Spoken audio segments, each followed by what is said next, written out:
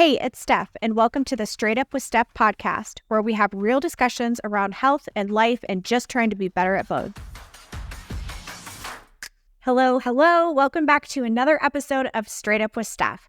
I'm Steph, your host, practicing dental hygienist and ergonomic specialist. Have you ever wondered what you look like when you're working? Not what your patient looks like, what you look like. When I ask people this, they say Quasimodo, hunchback, humpback whale, because they know that they're hunched over their patients. I've had the opportunity to assess a lot of clinicians over the past few years doing my individual ergonomic assessments. During these assessments, I'm able to watch clinicians while they work. I'm taking photos, taking notes, taking video. By the way, there is nothing more powerful than seeing yourself in a photo when you're working. It's like when you see a candid picture of yourself that you didn't realize somebody was taking a photo, and then you see yourself and you're like, oh my God, is that what I look like?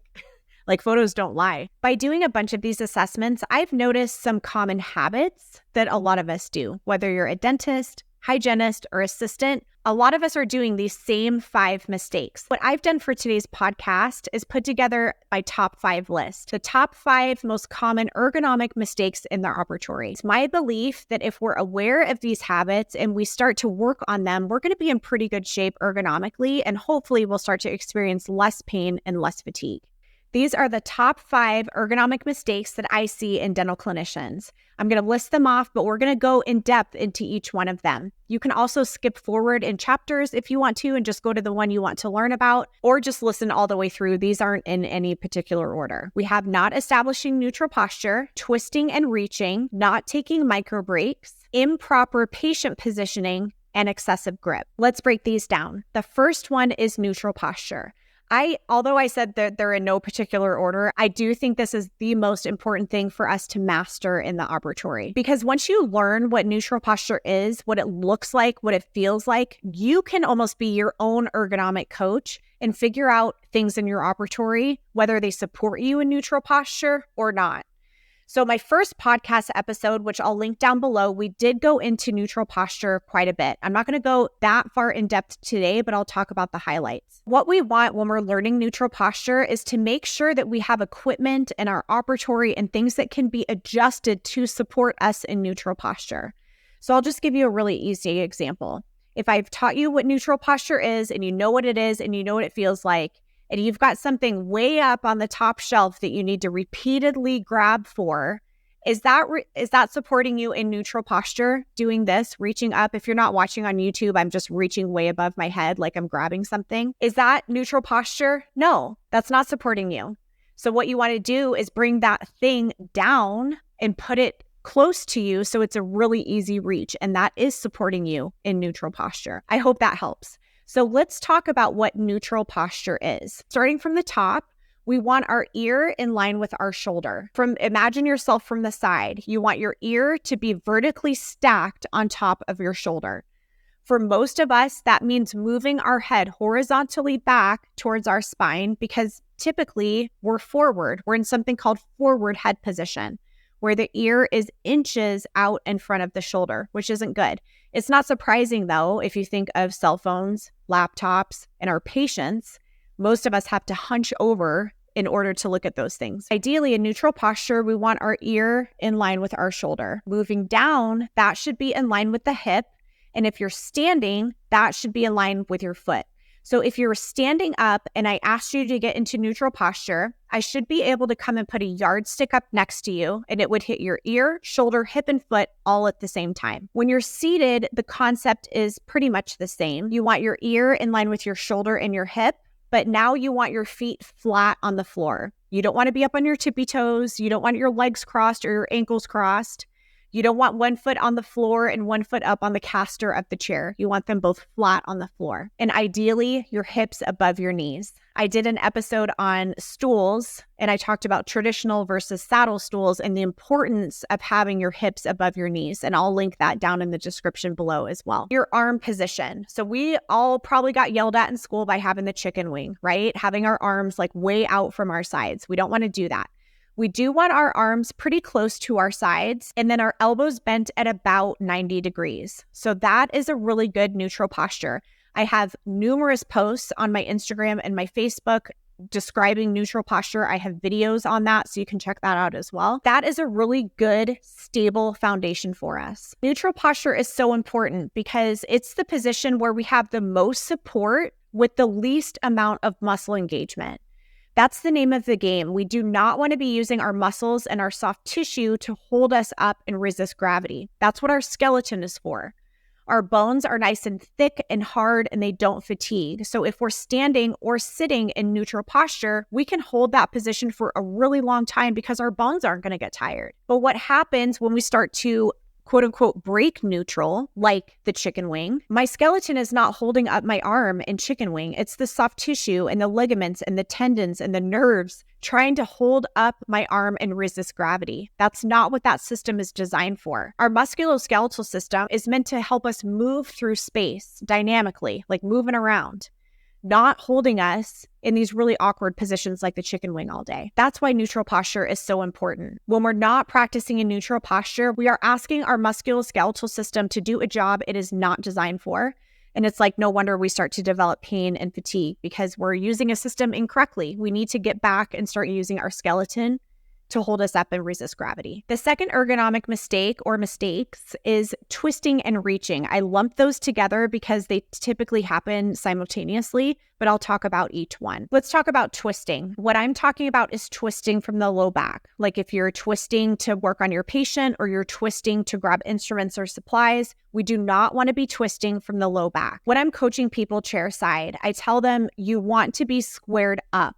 No matter what surface you're working on, if you're working on your computer, if you're in sterilization, if you're working on your patient, you always want to be squared up.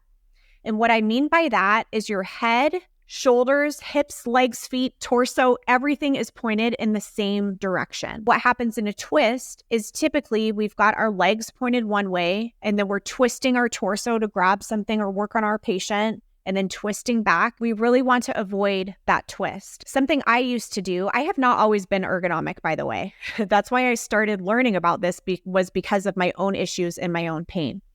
But back in the day, I was working at an office for almost 10 years, and I would do this thing I don't know how many times a day times 10 years. I was facing my patient, and then I had my bracket table with my instruments and my air water behind me. What I would do, and if you're not watching this on YouTube, I'll try to explain so it makes sense. But what I would do is just twist from my low back, twist around, grab what I needed, and then twist back towards my patient. Constantly twisting. Twisting to one side, however many times a day times 10 years, certainly didn't help the issues that I ended up with. So you always want to be squared up. That's another reason why I really like stools like saddle stools, because they're very easy to pivot around in them. It's a little bit more tedious, kind of clumsy to do that in a traditional chair, but with saddle stools, it's really easy. Always try to be squared up no matter what you're doing. Now with reaching, we are going to have to reach for things. If I told you to just have your arms glued to your sides with your elbows bent at 90 degrees all day, like you wouldn't be able to get everything done. That's not realistic. We are going to have to reach for things. We want to be smart when we're reaching. So I tell people, keep your most frequently used items within very easy reach. An easy reach is where you do not have to fully extend your arm and engage your elbow. An easy reach is just a quick reach where you're not having to straighten out your entire arm. So that might be your handpiece. It might be your air water. It might be your Cavitron or your piezo. It might be your suction. Like whatever it is that you're using most frequently, keep that really close to you so it's a very easy reach. When we're constantly reaching that full arm extended reach, I've seen people do this 40, 50, 60 times during 1 hour. That was 1 hour out of their 8 to 10 hour day. If we're constantly doing that, that's an elbow, rotator cuff, neck injury waiting to happen, and it is completely preventable. That's why I have an issue with the overhead light. My solution for using the overhead light is to not use it. And that not everybody agrees with that, and that's fine. But headlamps, I think, are superior to the overhead light. You have a brighter light, it's fixed to you, so you don't have to worry about shadowing or getting in the way. They're very lightweight now, especially if you're using them with ergonomic loops. And you're not having to constantly reach up and adjust that overhead light. Doing this, I'm just reaching up above me if you're not watching this. Doing this constantly all day long, that is a rotator cuff injury waiting to happen. So I strongly encourage people to use headlamps. I have recommended for people who do not want to use a headlamp, if they really want to use the overhead light, make sure that you're pulling it really, like if you're standing, pulling it close to where you think you're going to need it with your patient. And then when you go to lean your patient back, it's just a quick little adjustment. Also, for more petite clinicians, I will recommend that they actually almost do like a half squat and get up off of their chair to grab their light and move it. So they're using their legs more than they're using this overhead reach of their arm. But again, those aren't even great solutions. I recommend using a headlamp. Another thing with reaching is we want to avoid cross-body reaching. So you want to keep your right arm on your right and your left arm on your left. What we want to avoid doing is reaching across the midline with either arm and grabbing something that's far away from us. I see this a lot with clinicians who are working alone in something called a rear delivery system. If you don't know what a rear delivery system is, it's when the air, water, the suction, the platform or table for instruments is all behind the patient, typically off to one side. This is great for aesthetics. It's pretty. It's not intimidating for the patient because they don't see a bunch of like instruments laying around, but this is a nightmare for people who are working alone in there. It's great for four-handed dentistry, not so great for single clinicians because they are constantly, if I've got my bracket table with my suction and my air, water, and my instruments to my left, and I'm right-handed, what is the tendency? The tendency is to take my right hand, reach all the way across my body, grab my instruments, and come all the way back over. And that's what I see time and time again with people working in rear delivery systems. A better option for that, I'm going to use this little remote here. In my remote, I know you can't see it, but it's on just a little table over here. Instead of doing this, where I'm reaching across my body to grab the remote and coming back, and really I'm reaching and twisting, okay? So it's not good. What we want to do is a hand pass. I want to take my hand that's closest to the remote, pick up the remote, and then pass it to my working hand, and then pass it back. That's a hand pass. This definitely helps with rear delivery systems.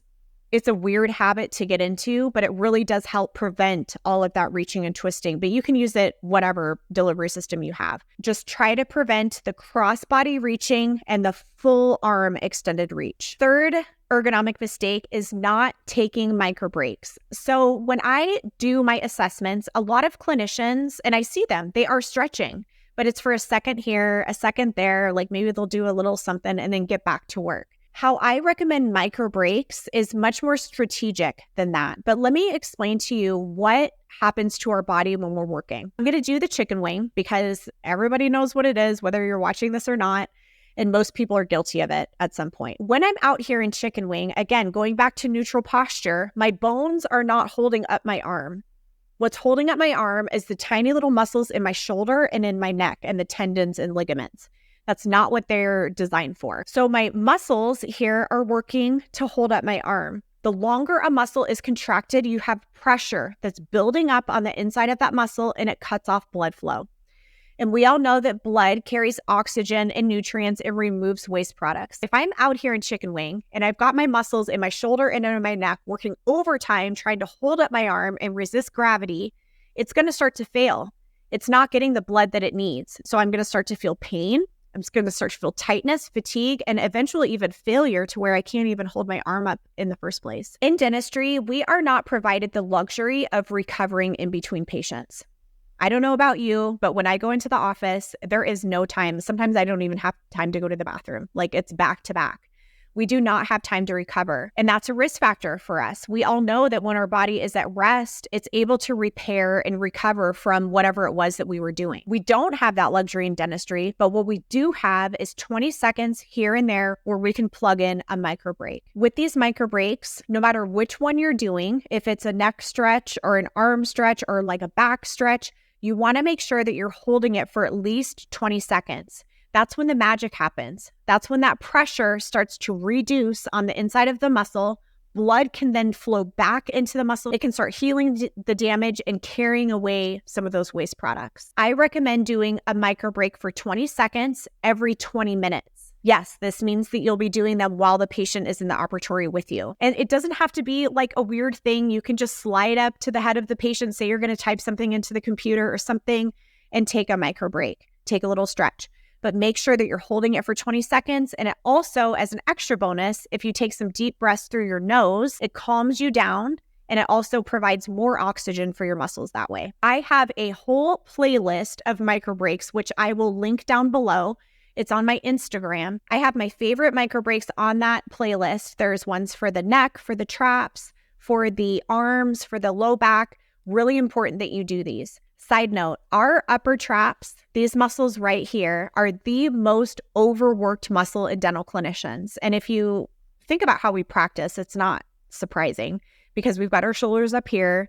Sometimes our neck is forward. When our upper traps get dysfunctional and like rock hard, I mean, there's some muscles that we want to be rock hard. This is not one of them. When they start to get dysfunctional, you have all kinds of issues both above and below. So people can experience jaw pain, tension headaches, migraines. They could have issues with their trap, with their shoulder, with their mid to low back, with their hips, all because these upper traps are just too freaking tight. So my favorite micro break is on that highlight. And if you don't do any other micro breaks, which I don't recommend, but if you don't do any other ones, make sure that you do that one and hold it for 20 seconds and do one every 20 minutes. The fourth most common ergonomic mistake that I see is improper patient positioning. This is a whole topic. I need to just do a whole podcast episode on patient positioning itself, but we're just going to talk about the highlights today. If you think about our patient's position, their position dictates ours. And we want to make sure that we are able to practice in neutral posture. So we have to start taking the extra few seconds to properly position our patient. But some of us don't even know how to properly position our patient. A really good rule of thumb is when you are in the operatory chair side and you've established your neutral posture, remember your arms close to your sides with the elbows bent at 90 degrees, look down at where your elbow is, and that's where you want the patient's mouth to be. You want your patient's mouth to be about parallel with your elbow when you're in neutral posture. What does that mean for 90% of clinicians? It means they need to lower their patient down more. This is something I see a lot, almost every day, where the patient is positioned too high. They could either be positioned way too high or even just a couple inches too high. Ergonomics is kind of like football, like it's a game of inches. And even lowering the patient down just a couple more inches makes a huge difference. If your patient's mouth is too high, this is when the shoulders up in the ears happens. This is when the chicken wing happens. This is when we start to do all of these really crazy, awkward things because our patient isn't in the correct position. We need to make sure that they're low enough. And the position between the upper and the lower arch is very different because we're placing the occlusal plane for the maxillary in a completely different area than we do for the lower arch. But we need to start being deliberate with this because we need to take care of ourselves. I am going to do an episode on patient positioning, but let me just go over some highlights with you. We recline the patient down into full supine. That's what we need to do for the upper arch. For the upper teeth, we basically want the patient's chin way up towards the ceiling. And when I do my episode, I'll explain this a little bit more, but shorthand, you want the chin way up towards the ceiling. If you've got your patient laying fully supine and their mouth is open, you want to imagine a vertical line going through their face and those maxillary teeth be behind that vertical line. I know that's kind of hard to visualize. I am going to link a post that I did with a picture that shows what I'm talking about. But you want the maxillary teeth to be behind that vertical line. For the lower arch, the positioning is completely different. So you want to raise the patient from supine up to a more semi-supine position. You basically want their chin nodded towards their chest. And this time you want, and I'll link another post so that you can see what I'm talking about, but this time you want the maxillary teeth to be either close to or in front of that vertical line. So completely different than the upper arch. But this places the mandibular teeth in the correct position so that you can visualize and still have a nice neutral posture. For patient positioning, I recommend using the headrest. If you have one of those adjustable headrests, that can be your ergonomic best friend when you're adjusting your patient. I do recommend cervical cushions. One, it helps the patient be comfortable. A comfortable patient is a compliant patient, usually. And depending on what side you're using, and how you place them, it actually gets the patient's occlusal plane, whether it be the upper or the lower, in the right place for us. So I will go over technique on that later podcast episode when we talk about cushions. When we're offering our patients cushions or blankets, headphones, even TV, movies, music, it's giving them the sense that we're going above and beyond, because we do care about their comfort, but they will also reciprocate. And if they feel like we're caring for them and we're going above and beyond to make them comfortable, they're going to be much more compliant with us when we have to tip them all the way back into supine, even if they don't want to. Also, directing your patient. This is something I noticed too. Not everyone is comfortable directing their patient. We need to get over that, frankly, because we have to get our patients help, like having them tip their chin up or chin down or moving their head side to side. We need to get their help so that we can better treat them. We know that the dental office isn't the patient's most favorite place, and so we don't want to ask them to do anything more than what we're already asking them. It's for their benefit, really, that we're directing them and having them move, because we're able to see better, we can be more efficient, and it's helping us too with our posture and our ergonomics. So don't be afraid to direct your patient. I also have a video-based on-demand patient positioning course. It goes step by step how to use these cushions, how to position your patient for the upper to lower arch, and there's some other bonus techniques in there as well. I'll link that down below in the description. And then the last ergonomic mistake is excessive grip. Now, I just did a whole podcast episode on that, which I will link down in the description. I'll give you the highlights for that today. Most of us in dentistry are holding on to things with a kung fu grip that we just don't need to be doing that. Just think about how often you're gripping things. You're holding onto your suction, your handpiece, your air water, your syringe, your scalers, your ultrasonic, whatever it is. We are holding things all day, but we need to monitor how much force we're using when we're holding on to those things. Most of the time, we're using way too much force, whether we're holding onto our instruments or holding onto the air water. And what happens with that, it puts a lot of strain in the hand, leads to a lot of hand fatigue. But what it does is it tightens up these forearm muscles. As they get really short and really tight, they start to pull on the tendons and ligaments in the wrist and in the elbow. And then people start to develop symptoms of carpal tunnel, tennis elbow, wrist tendonitis, all because these forearm muscles are too tight because our grip is too strong. So when you're holding on to something, make sure you're using as light a grip as possible without dropping the thing. And this is a weird habit to get into because you've probably been gripping things this way for years, and it's going to take some time to break that habit. Another thing too is to make sure that you're using ergonomic instruments. What I mean when I say ergonomic instruments is you want the handle to be nice and wide. You want it to be fat. You want it to be textured, and you want it to be lightweight. So fat, textured, lightweight handle. I do see this with hygiene instruments or even dental instruments for doing composites or whatever. They are wide-handled instruments, but I still see almost every time I do an assessment, those skinny, heavy mirror handles, and I don't understand why we're keeping those around. Our non-dominant hand is even under more strain than our dominant one because it's typically holding on to something. It's retracting a really strong cheek or a strong tongue. We're out here in chicken wing and we're pinching something way too tight. When you have something that is narrow and that's heavy, you have to use a lot more pinch force to hold on to that versus something lightweight and fat. So if you have any of those skinny metal mirror handles laying around, I strongly encourage you to get rid of them, maybe shove them in a drawer for a rainy day, and invest in some of these wider handled mirrors. There's all kinds of companies that have them. Just make sure that they're wide, light, and textured. Those are the top 5 ergonomic mistakes that I see as a ergonomic specialist. Not establishing neutral posture, twisting and reaching, not taking micro breaks, improper patient positioning, and excessive grip. These are the things that I coach people the most on. And if you start to become more aware of this, you're going to be in really good shape ergonomically. If you're finding this content helpful, please subscribe to my YouTube channel, follow my show, leave me a review, send me a DM. I really appreciate you being here, and I'll talk to you soon.